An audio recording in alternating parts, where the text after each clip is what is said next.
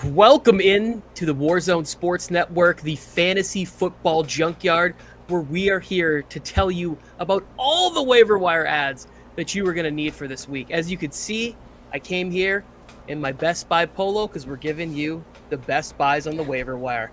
Get that junkyard stuff. I'm joined by my friend Ben Dunna from the Fantasy Shot Callers, and we're giving you all this goodness right after this. And I messed it up. Went Drop to the wrong that spot. beat.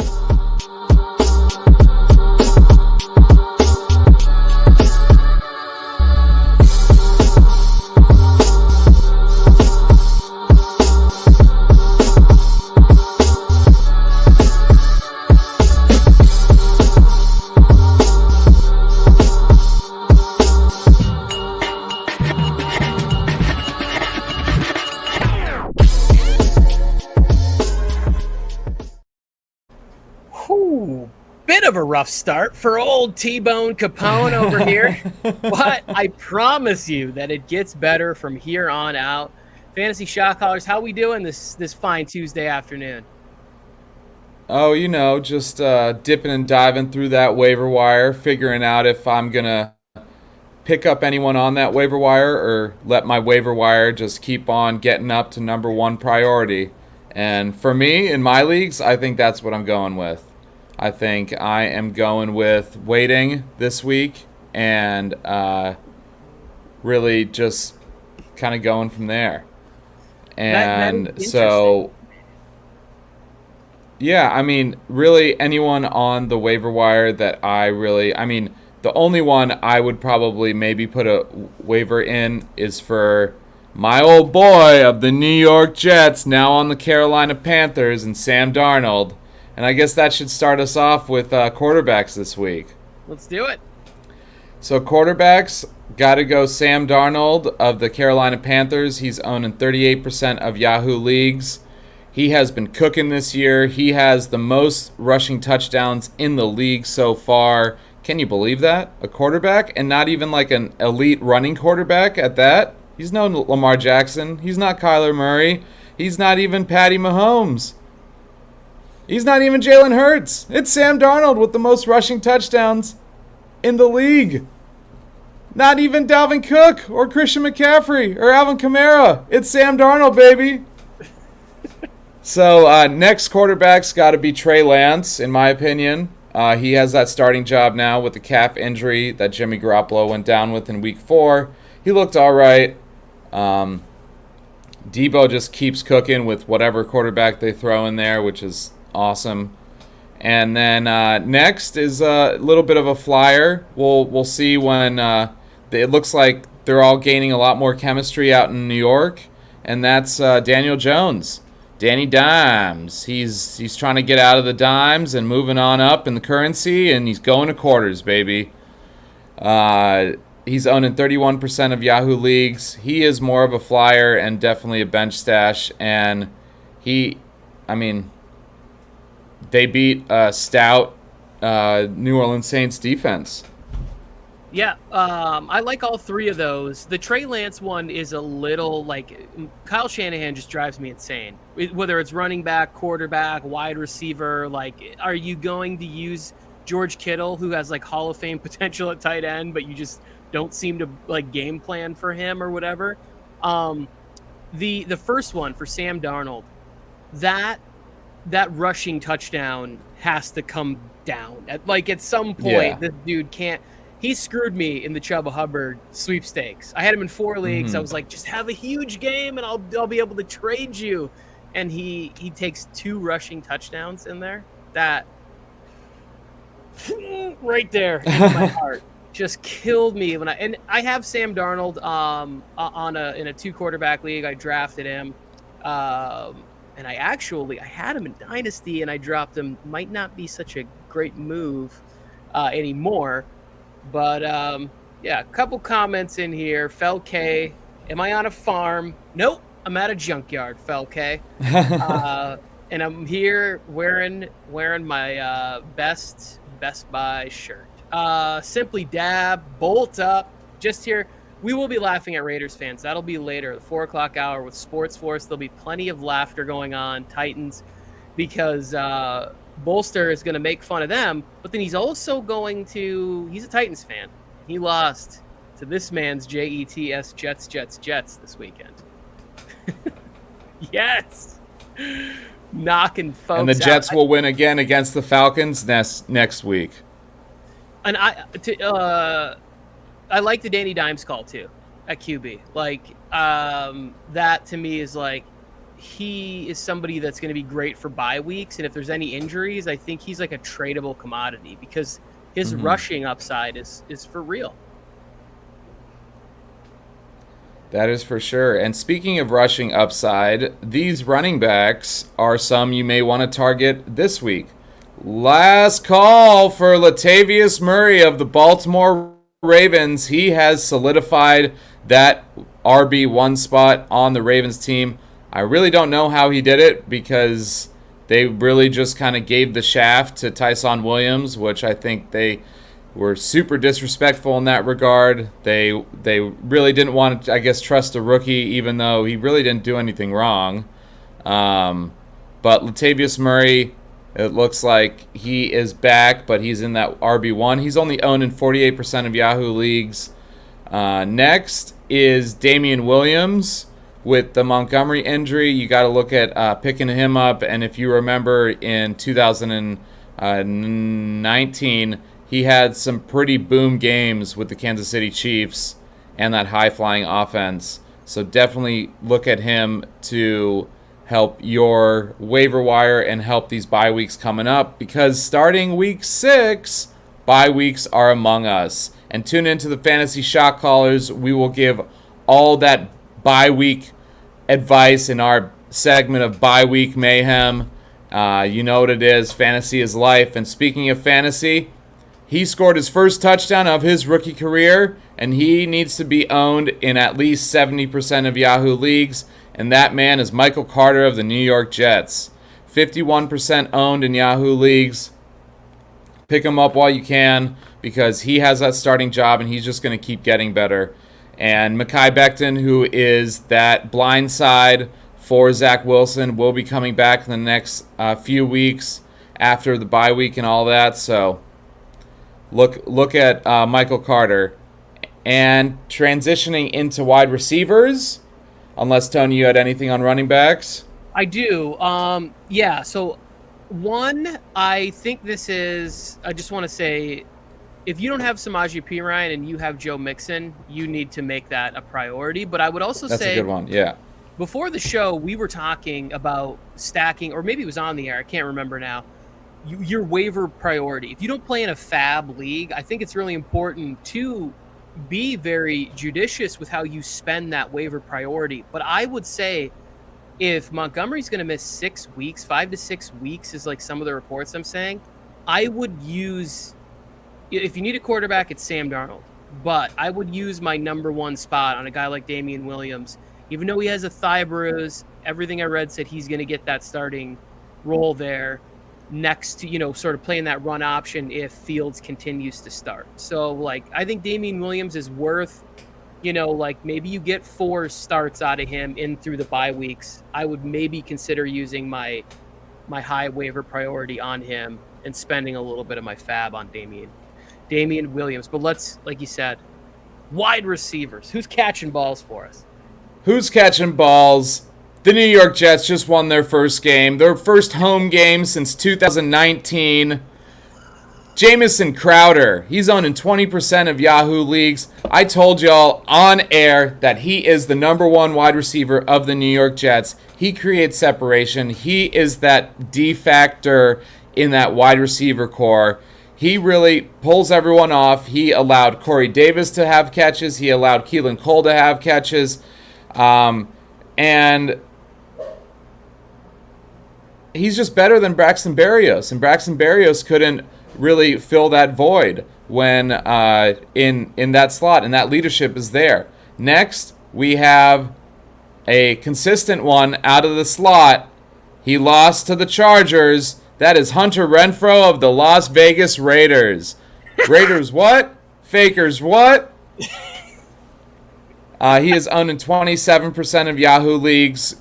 Go scoop him if you can. You may even be able to wait until after the waiver is done so you can keep your priority. And lastly, it's kind of a reach, but with the Valdez-Scantling injury, you've got to look at Randall Cobb. He just caught 2 touchdowns. Do I think that's going to keep on going? Not really. But he could have some tremendous value. And another one is Alan Lazard. It's kind of like you got to pick your poison between the two because Randall Cobb will hit those slants and gain PPR receptions, but I believe the biggest boom is with Lazard because of what he did last year and the chemistry that they have. But remember, Randall Cobb had career years with Aaron Rodgers, the bad man in Green Bay. So look at both of those wide receivers. Tony, what you got? I'm glad that you threw Randall Cobb on there because I do think that there is this without MVS. I think he's going to lean on him because Bob Tunyon is droppable. Like I can't anymore. 4 weeks in, 1 good week, Bob Tunyon's now off the only roster I have. He will be dropped at some point tonight. I really like that you were ahead of the curve on Jameson Crowder, right? Like just acknowledging the fact that a few weeks ago he was 20% owned. He is the security blanket for a young quarterback who just had his best game, building confidence, and like you may not get like the ton of the like people like to look at air yards or whatever. You don't need that with Crowder. He's going to get 8 to 10 targets in that slot every week, and they're not going to make him the focal point of a shadow or something. Corey Davis is always going to get that sort of number 1 shadow spot. So I really think that Jamison Crowder's number 1, Hunter Renfro number 2 there. If you're looking to add a little bit of depth at your wide receiver position with bye weeks coming up. Let's move on to tight end, and this first tight end should be owned in at least 80% of leagues. He did win Monday Night Football. He did score a touchdown. He did have 16 points in half PPR.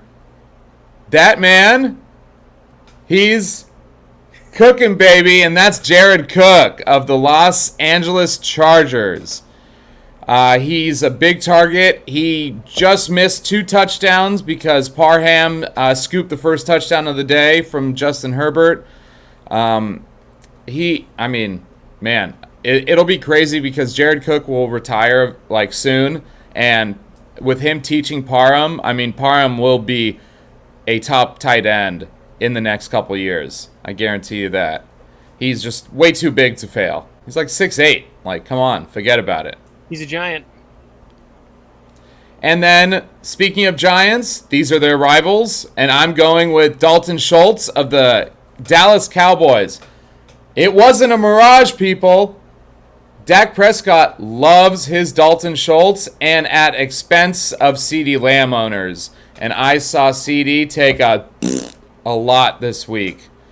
Dalton Schultz, it looks like he's that tight end 1. They will be going a little bit to Blake Jarwin here and there, but Dalton Schultz got targeted amongst the most out of any of the receiving core in Dallas, and he looks primed to be that tight end in Dallas. And remember, Jason Witten was really good for a lot of years, under different quarterbacks for sure, but Dallas always likes throwing that pigskin to those big fellas, and Dalton Schultz, I think, could eat for the rest of the year. Oh, you got another one? No, I'm good. Okay, I was going to say that I like Dalton Schultz even more now because if Cooper's banged up again next week, and I just read that Michael Gallup probably won't be back this week, you're looking at CeeDee Lamb and the 2 tight ends, the running backs out the backfield. Like, it's going to be real with Schultz for a minute, so I really like that. And then I also want to throw, because I'm not sure what the percentage is, but I don't think it's that high, Dawson Knox. Like, it's a couple weeks in a row. If you can get a little piece of that Bills offense, it's not bad to have him there. He is the Jared Cook of last year, in my opinion. He's he's touchdown dependent, and he's a touchdown machine too. If you saw last year, he wasn't really rostered because it would be like 2 receptions for 7 yards and a touchdown, right? And that was last year a lot of the time. So, with him gaining more chemistry in Buffalo, I could see Dawson Knox taking that step up. And shout out Sandwich God. He's on YouTube. He picked up Dawson Knox, won his week at the advice of an honorary shot caller in Amber Phillips. And you know what it is. Dawson Knox went off for 5 for 8 on targets, 37 yards, and 2 TDs. So that's some stuff right there. I won on the back of Dawson Knox too this week, which was it was a very good feeling. I benched Rob Tunyon. I was like, I can't do it again, and I put in Dawson Knox. It was good. And I also had him on my bench. I had Cook and Knox against FloJo, and I decided, I smoked him with Cook. It didn't matter. I was beating him one way or the other. Like, how do you want to get beat? That's funny because he had Cook in the Vegas League, and I played him this week, and I beat him too. We both. I talked to him about it. You rolled him there. I rolled him there. He took a lot of lumps this weekend in fantasy football. But FloJo, he'll be back stronger, better than ever. Are you ready to give your top 5 waiver wire priority? I do want to talk about one defense to stream this week, and that is the Arizona Cardinals. The Arizona Cardinals, 33% owned in Yahoo leagues. They're going up against what these websites have them ranked as a red flag for defenses going against them, but that's the San Francisco 49ers. Rookie quarterback, I mean, we all saw what J.J. Watt and Chandler Jones has done this year so far. I mean, they're just going to keep eating, and they're going to keep eating against this high-flying San Francisco 49ers offense. So Arizona 33%. I think they are the stream of the week. You can't go Atlanta versus the Jets. You can't go Jets versus Atlanta. And let's see. And you can't go Dallas against the Giants. So I think the Raiders play the Bears. I forget who I think the Raiders have a decent matchup this week too, and they have their defense is solid. They at least get after the quarterback. But yeah, I agree with that. I got to be in the stadium on Saturday for the Cardinals, and 2 takeaways that I got. Kyler Murray is a freak athlete. Like, it's insane. So many times I go, he's sacked. Murray's about to get smoked. And then he was just like, this way, that, like, he did whatever he wanted. It was. Like, he was even just holding the ball out. And then the other thing was the safety, Buda Baker. Like, he's just all over and causing problems. He's a good player, and they can get after it with Jones and Watt, like you said. But I'm ready for your top 5 whenever you are. We do have a question from Raiders 8813. I'd like to answer real quick. Let's do it. Should I trade Keenan Allen and Devontae Parker for, I'm assuming, CeeDee Lamb and Robbie Anderson? I would not. I would not trade Keenan Allen. And because Devontae Parker looks like he's getting more looks from Jacoby Brissett right now. And I mean, that could show dividend later in the league.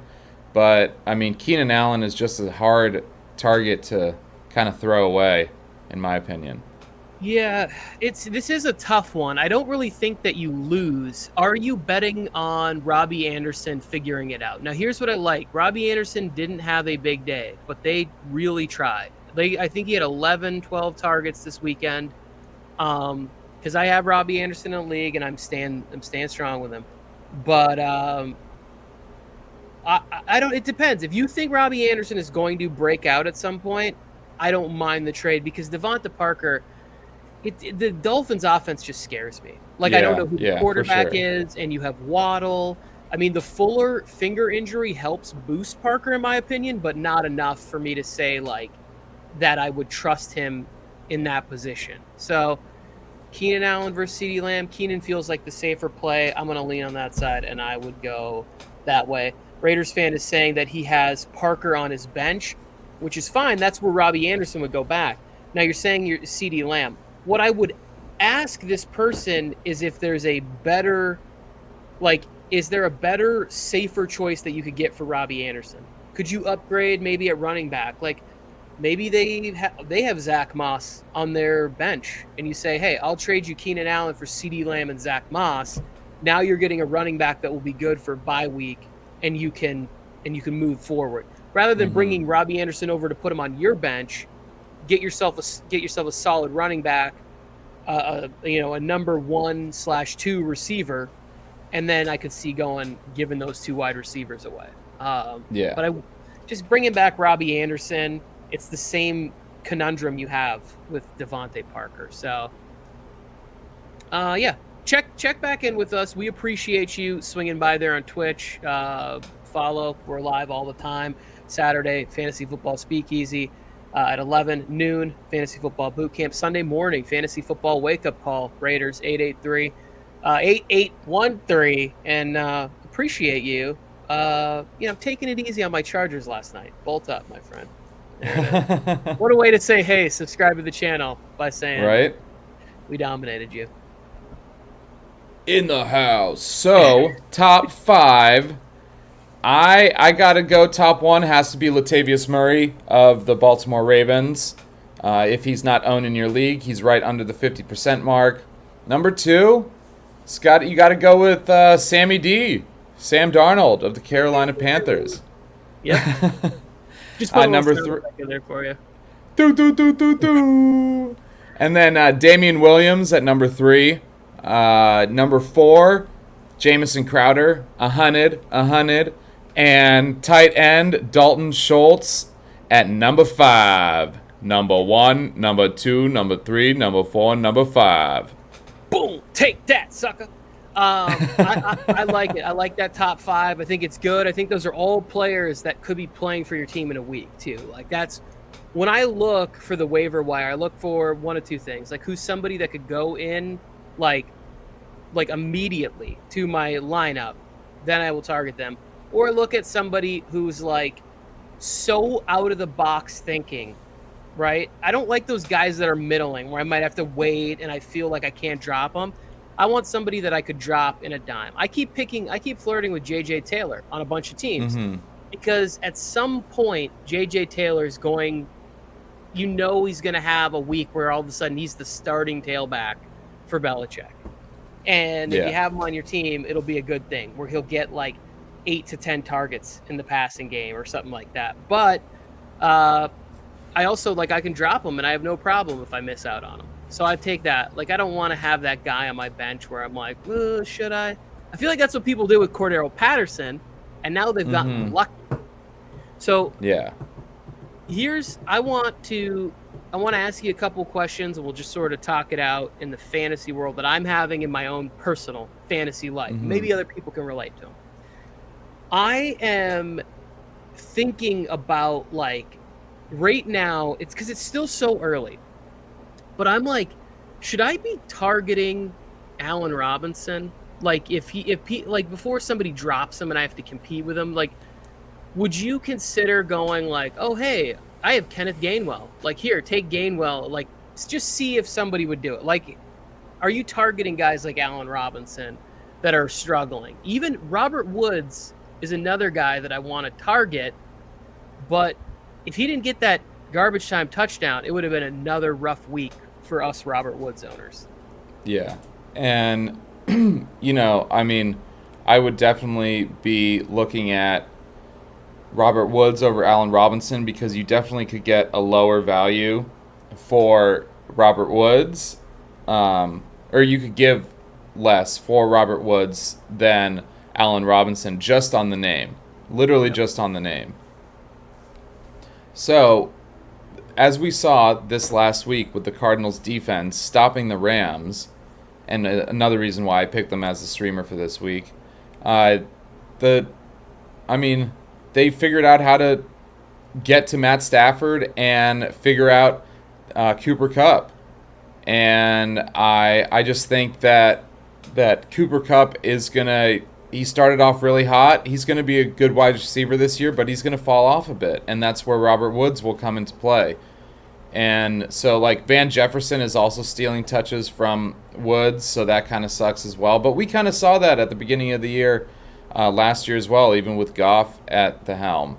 So, out of the two, I would definitely go Bobby Trees. But, until he performs, kind of keep him on the bench. Yeah, third takeaway from that game, they line up Van Jefferson and Cooper Kupp on the same side of the field, and so that's why Jefferson is he should be added in fantasy leagues because while Cooper Kupp is on the field, anytime Cooper gets the attention, that's the quickest outlet for Matthew Stafford. Like, they're stacking those two. And in my head, I was like, why wouldn't you stack Robert Woods with him or whatever there? But then you have all the attention on one side because everybody knows those are the two best receivers. Mm-hmm. And now you have Jefferson with the solo. But it's like, I don't know. I wish they would do something to get him involved. Like, even when he scored that touchdown, it was like, hey, here, take this in a game that's not competitive so we can keep your numbers, your stats up. Like, I think he wants the chance to be a game breaker in the game while it's still being competitive. And they're just not even looking.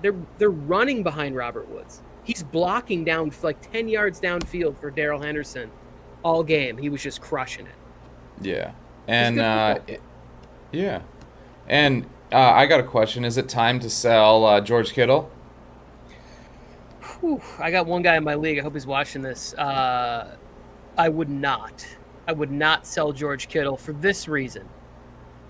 The friend to a rookie tight end is going to be, or to a rookie quarterback is going to be the tight end. Like, I firmly believe that, like, a lot of the sort of keeping it to the middle of the field for Trey Lance and sort of using George Kittle in that, or easy little sort of like flat routes or drag routes or something to Kittle, is going to be his outlet. Because Deebo Samuel, I think, could be a sell high if Trey Lance is there, because if that was a busted play to Samuel, like that's not a play we're going to see all the time where they call, it's not like 38 Deebo Samuel wide open on 3, ready, break. Like, they're not, that's not a play in the playbook. So they're going, I think George Kittle is somebody that if you find somebody who's panicking with who owns George Kittle, put an offer out there, because you can find yourself with a tight end and a rookie quarterback where it's, you know, I think it was, who was the tight end when he was in Washington with Alfred Morris and Robert Griffin? I think that was maybe the one good year with Jordan Reed and maybe that was like Vernon Davis. Oh, yeah, it was Vernon Davis. Yeah. And that tight end was very comfortable for him because it's like you come back, you're working play action, and your first read is sort of the right side of the field. Keep it simple for those, at least the first little bit while he gets rolling. But it's close. I would consider any offers for Kittle. If somebody came calling with, let's say, Kareem Hunt, I would probably send Kittle for Kareem Hunt. That would be a good trade. Yeah. I think both sides win. That feels pretty fair. I wouldn't go with somebody that I maybe put more draft capital in that's still performing well.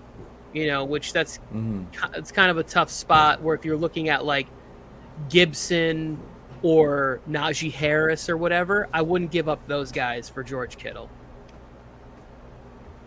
Like, I think that's kind of like my cutoff there. Like, those guys, like, I definitely wouldn't give up Eckler. Those guys that you were getting kind of like this end of the first into the second, that whole tier of players like DeAndre Swift, I wouldn't give up. I just think there's too much upside for their running back. And at tight end, you can get guys that will get you like 10, 15 points, you know? George Kittle's just not. The 49ers are just frustrated. I hate, like, the 49ers, what they're doing with Trey Sermon and quarterback and everything. It's not fantasy friendly. No, it's not. I think they're just buying time until Elijah Mitchell is back again. In all honesty. Well, which I spent would a lot be of fab great. budget on them. I know, I spent a lot of fab budget on them, and I'm like, okay, all right, I'm good. I did too. And, but, Jameson Crowder, baby. Jameson Crowder season it is. And I think that might be the kind of player that you could get on your roster that's giving you an edge every single week in the bye week, right? Like you can put him in at your flex every week. It's going to say he's 9-10 points or whatever. I think he's going to be exceeding his projections every week because Jets are going to throw the ball a lot. Yeah. You guys might get back-to-back wins. How crazy I know. is that? That would be nuts. It would be. It'd be absolutely redonkulous. Oh, man, I'd love to see it. All right, you ready to wrap this thing up? He is. Okay. Tony Tucker, the Warzone Sports Network. If you are new here, please consider subscribing, checking out, joining all the fun that is going on here. I am joined by my friend Ben Dunna. I'm going to let him shout out all the places to go. Watch him.